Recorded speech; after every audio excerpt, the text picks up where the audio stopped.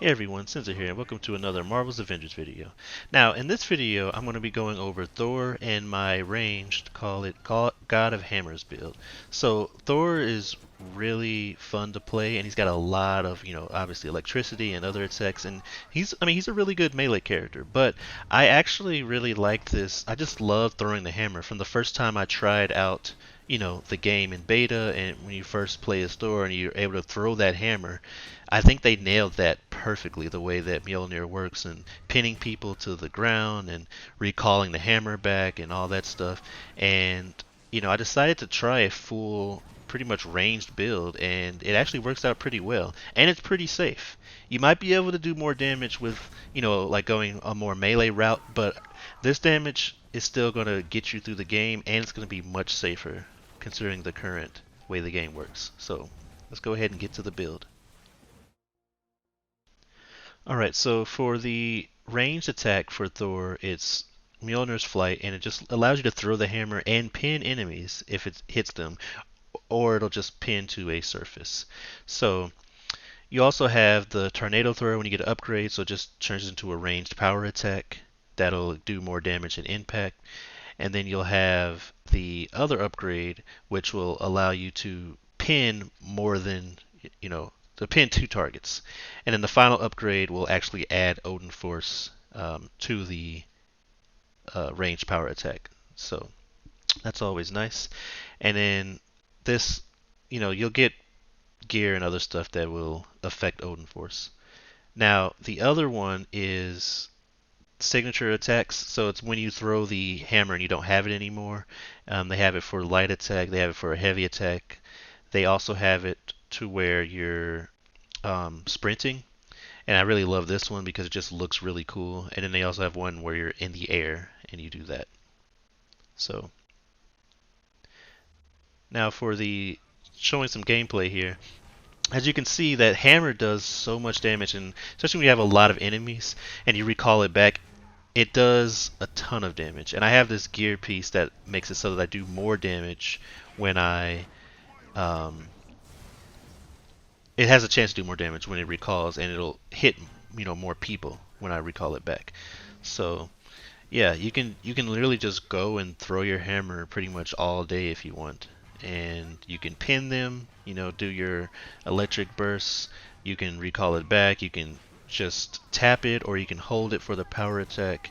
It really is pretty viable, and it's just so fun just throwing and also seeing him just swing that hammer as he just goes and just demolishes people, being the god of hammers. Alright, so before I get into the build, I just wanted to briefly go over Odin Force just in case you didn't know. So basically Odin Force it's how you counter, but also if you hold it down, it'll cause your attacks to be, stronger, and you're armored while you have Odin Force down. So for this ranged build, most of the time it's not going to matter too much. I mean, you get some defense from it, from shock attacks, but the left part is important because it increases the maximum amount of Odin Force. But the only thing that will like directly, affect your range attacks is the power of Uru, because this is when you pin somebody, or just to the world, when you throw away your hammer and it's pinned to something, then you can activate Odin Force and it'll do electric damage. So this will actually be, anything that increases Odin Force damage, this will, affect the power of Uru as well. But for the most part, it's Odin Force in general. A lot of the boosts and stuff will be better for melee attacks, but because of the power of Uru, and then of course the Tenacious Bolt, those will actually use your Odin Force. Now for the actual build. So we'll start with the abilities. For the support, I go with the damage boost from Warrior's Fury, and then I go with the critical damage and critical attack chance for anyone affected by Warrior's Fury. Now for the blast, I actually do Thunderstorm just because I like having that extra, those extra hits. And if you damage them enough, then you can actually, even though the God Blast itself um, may be weaker, I actually haven't looked to see if it is weaker, uh, but with three charges and defeating the enemies with it, that allows you to get the Rolling Thunder where it refunds some of your heroic energy. So the increased damage while overcharge is also a good one, along with the shocked one. But just I like just having more, charges of it and attacking with it more.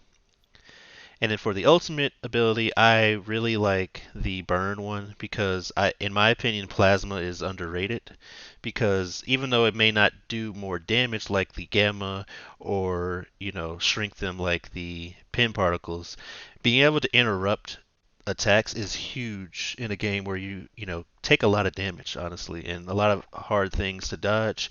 Well, having that plasma burn on them means that they're less likely to actually do their attacks.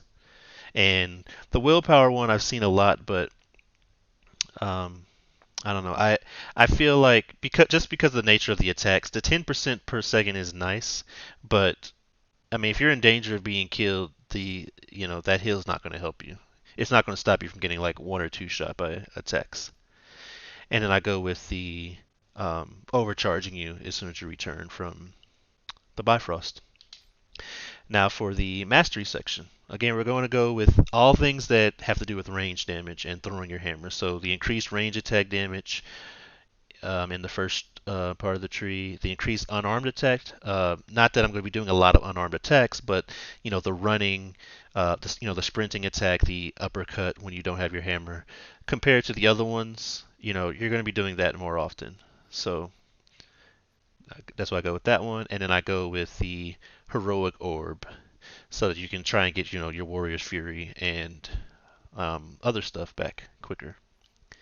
Now for the ranged one, this one will kind of depend, and I'll go ahead and go over the gear section after this, but this one will honestly depend on the gear. So I like this one because I want the extra, increased critical attack damage, and because of the gear that I have, I'm going to be throwing my hammer a lot, and I don't necessarily need manual targeting. But manual targeting is another one that's good if you just want to hit multiple people in one go. It'll automatically come back to you with your charged attack. Also, if you have the gear that increases the amount of people that you can target, then you would want to go with the manual targeting. Otherwise, I prefer the critical throw just because of the extra critical attack damage. And then again, the critical return increased the chance that hammer will inflict critical attacks on the return flight. And this has to do again with my gear that I have. So a lot of throwing and returning the hammer. Um, Throwing and recall speed isn't bad if you don't have that. And, the guard breaker is nice, especially for if you're using manual targeting, because then you can still break people's guards without having to, do your heavy attack, basically. And then, honestly, I tried out these different ones, and none of them really matter. So I just go with the speed boost. I didn't find the charge or the little flying shots to be that much damage. The speed boost doesn't help that much either, but especially with this build, you're not going to be using the Odin Force as much, so a little extra speed isn't bad. For the intrinsic one, Orb Dynamo, just for more health, have a chance to generate regen packs when you defeat with Odin Force is active, increase the maximum amount of Odin Force, and reduce the overall cost of using Odin Force. So that just lets you use that power of Uru more times, and just overall allows you to keep the Odin Force up, even though it's not used as much. It's still helpful. And finally, in the last one, this one is also kind of personal, but I like the lightning field for the ranged one because while overcharged, you'll just intermittently strike people with lightning, surrounding enemies. Just being there, just being an overcharge will hit people. Whereas this one actually requires power attacks, though the power attacks could work for the ranged one. I'm not going to always be doing power attacks, so this one I just like more. And then just increase damage resistance for more defense. I mean, you can get heroic energy or willpower, but I find the damage resistance to be more helpful. If you can stop yourself from getting one shot, then I think that's more useful. You can't heal being killed, so I go with that. And then just all damage while Odin Force is overcharged is really helpful. And now we go for the gear. So the general set that I like to use is the Grip of the Allfather. I don't have all the pieces, but it kind of depends. Let me just go with the first gear. This one is not a specific piece of set gear, but it does have increased willpower, recovery while Warrior's Fury is active. Now that doesn't stay active that long. Increased Odin Force energy is also pretty good, and but yeah, the Van Brace of the All Father is what I would prefer. I just don't have a higher level piece of it because it increases the damage while Odin Force is active and recovers willpower when you're dealing damage with any attack. So that's the one that I personally prefer. Oh yeah, before moving on, the stats that I would recommend, sort of like my Black Widow guide, precision, proficiency, valor, those are the kind of things you want. I still do a lot of damage. As you can see, I don't have that much precision. If I could have mixed or switched my might with precision, that'd be great. But especially with the ranged gear that I'll show in a second, I want to do more crit, and I want my obviously my range damage to be higher. But you don't want to focus on it, but you also want to make sure you have a little bit of resolve and resilience, just so you're not getting one shot by stuff. Don't stack, a bunch of resolve and resilience, but you do want it so you're not getting killed quickly. And of course, Grip of the Allfather is the one that I'm using, and the reason why I was using those other pieces or these other skills is it it's basically when you return the hammer, it kind of homes in. It greatly increases the chance that it'll find targets and hit them on the return flight. So I've seen it just like going home, like pinball style, sort of like your manual targeting, just when I call it back. And then increase critical attack damage when the hammer's returning. So not only are you more likely to hit people, the critical damage will be higher. And of course, with those crit bonuses that I have, that's a lot of damage on the return flight. And besides that, it's really your